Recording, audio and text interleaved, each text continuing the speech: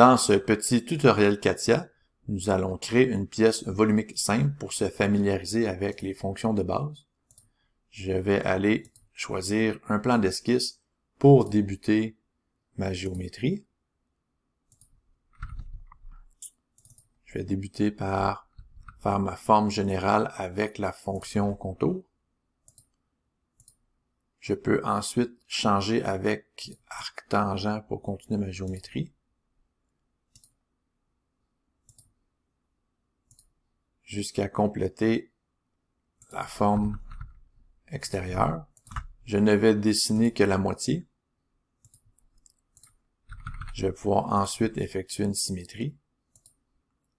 Quand on choisit 2 points, il va arriver parfois que la cote qui soit suggérée soit la distance la plus courte entre 2 points. On peut appuyer sur le bouton droit de la souris et choisir mesure horizontale ou verticale en fonction de nos besoins. On voit maintenant que toutes les lignes sont vertes.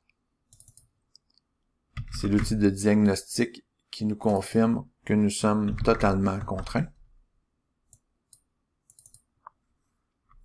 Donc, une fois toutes les dimensions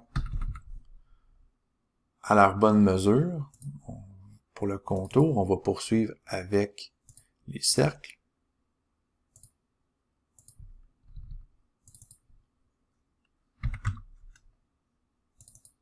Eux aussi en vert, donc totalement contraints. Je vais ensuite effectuer la symétrie. Pour effectuer la symétrie, nous allons sélectionner les lignes, ensuite la fonction symétrie, et pour terminer, l'axe de symétrie. Ma première esquisse est terminée. Je ressors de l'esquisse. Je peux aller choisir extrusion. Extrusion avec une cote de 10 pour l'épaisseur. Je regarde mon aperçu. Je suis satisfait. Je confirme. Pour la seconde section de la pièce, je vais aller choisir le plan de face.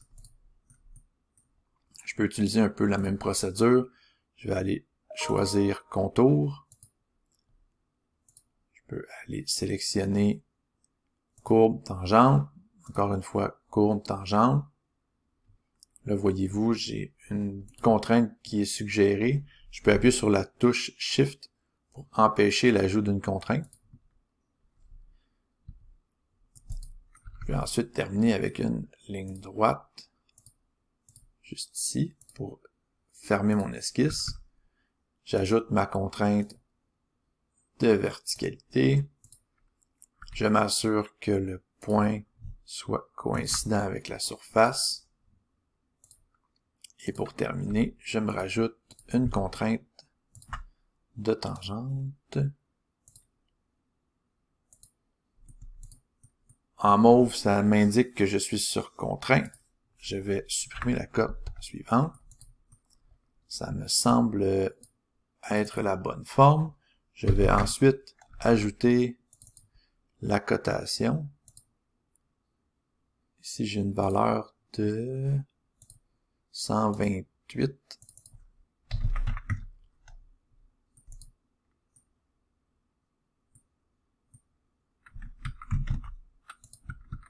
Ah, c'est mon rayon ici qui est trop grand. Je vais le changer.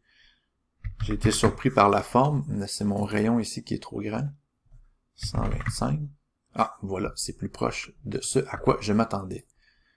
Je rajoute le dernier cercle qui a un rayon de 10. La géométrie semble adéquate. Je peux quitter l'esquisse.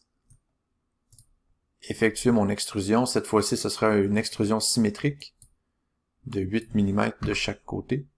Donc, quand on regarde l'aperçu, c'est satisfaisant. Et pour terminer, j'ai 2 congés de 12 que je vais rajouter. Je rentre la valeur au préalable. Je vais aller choisir les arêtes à arrondir.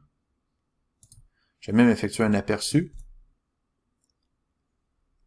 Donc, quand on a un aperçu, ça veut dire que la fonction va fonctionner. Un peu un pléonasme. Et voilà, j'ai complété ce petit exercice volumique.